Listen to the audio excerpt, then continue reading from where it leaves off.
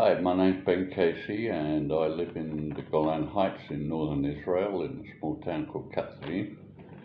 It's a very beautiful town, very friendly, nice people, and the countryside around us is beautiful rolling green countryside. There's many ancient synagogues around and ancient buildings depicting the Jewish occupation of the Golan since probably over 2,000 years. We made Aliyah to Israel from Michigan in 2019 and we're very happy here. We've lived in several cities around Israel, including Bat Yam.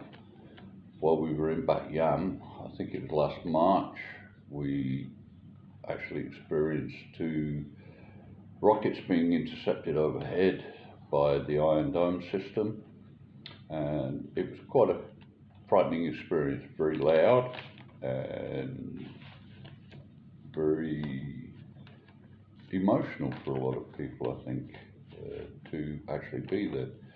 We only experienced the two rockets, but so you can imagine what it was like for people in Sderot, Alamim, Be'eri, who constantly get the rockets being fired at them from Gaza.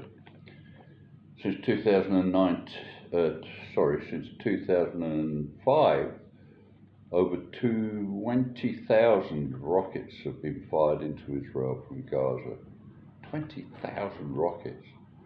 That number's increased exponentially, I think, since the conflict began on October or after October the 7th, with the rockets being fired in from the north, from Lebanon. It's a good job we got UNIFIL there, taking good care of us and making sure that Hezbollah keep above the Litani River. Thank you, United Nations. There's also been over 100 suicide bombers in that period of time. Unbelievable. I've been involved in a number of conflicts around the world, especially in Africa, and I've never seen anywhere where the aggressor was appeased and the people that were being oppressed were so condemned for retaliating as Israel is. It just blows my mind. It's beyond any kind of rationale at all.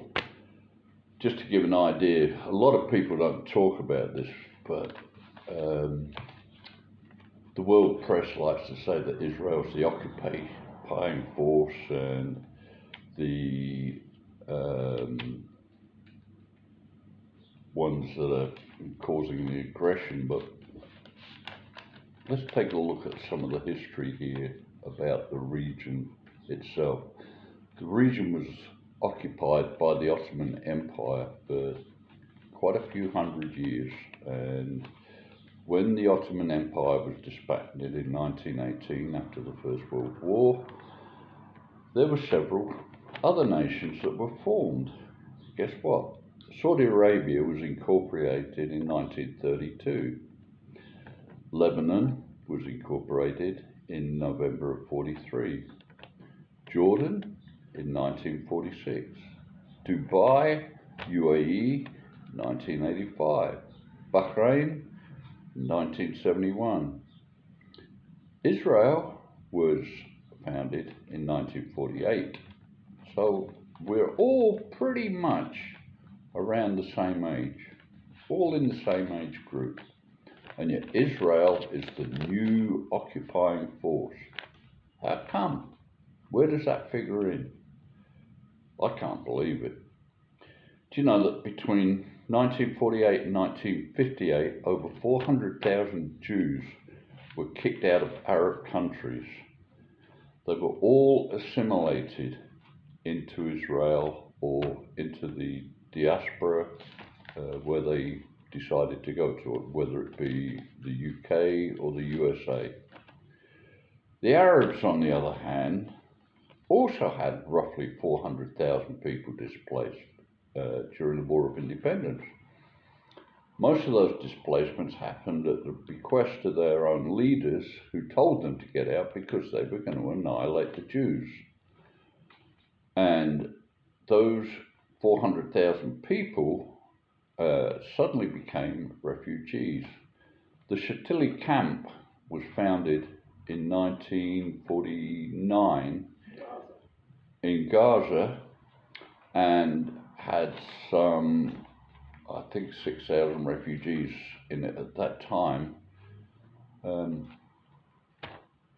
believe it's over 90,000 in Shatili camp alone now.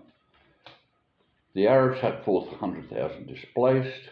Today there are over 6 million Palestinian refugees. Wow. Refugees? How do they grow? Simple. Because the UN is a profit-making corporation, and there's a lot of people make a lot of big money out of it, and that's the only reason that the Palestinian situation is still in existence. Purely, people are making money from it. We saw so many things on the trip down to the south that I can't even begin to tell you about. One of the couple of the things that really stand out in my mind was the Eretz crossing, where the border fence was so easily breached. High technology, cameras everywhere, surveillance balloons, it didn't matter. They were so easily overcome. The wall was breached. We saw where it was breached.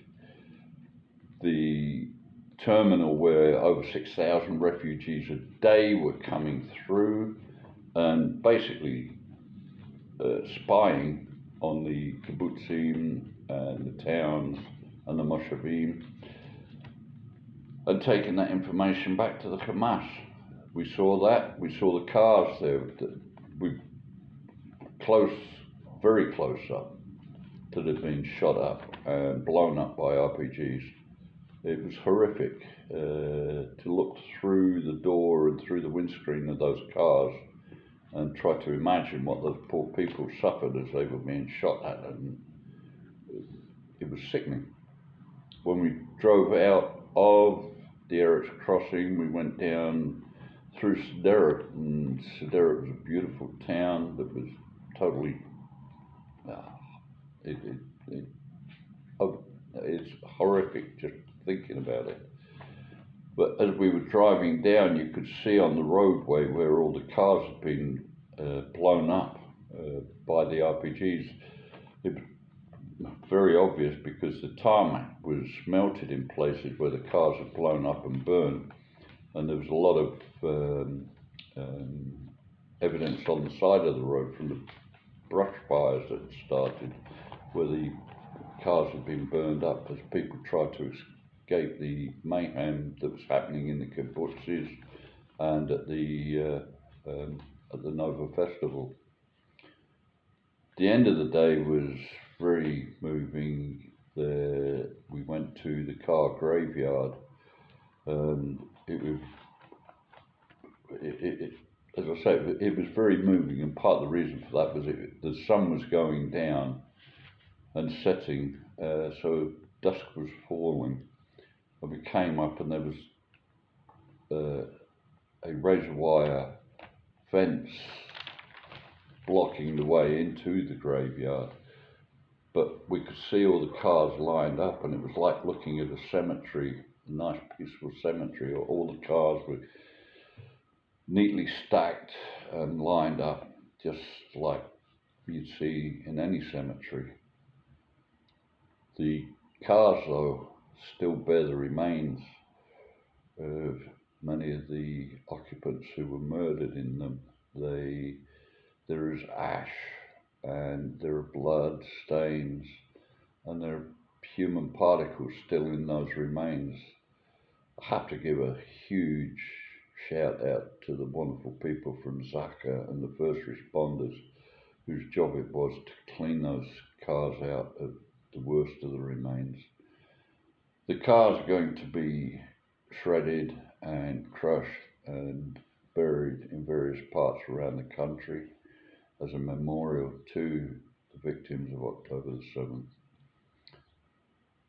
Whatever happens in the world, Israel has to keep fighting this menace of radical Islam. There is no sympathy from me for anybody in Gaza. Those children, and there are videos galore to be seen of kindergartners in Gaza graduating by giving a play of how they're going to kill the Jews. How can you bring children up like that? Why? Until we start to teach these children love instead of hate, this is going to be a continual, ongoing saga. I pray for peace for all humanity, and I pray that Hashem brings Israel back to its place in the world. Thank you.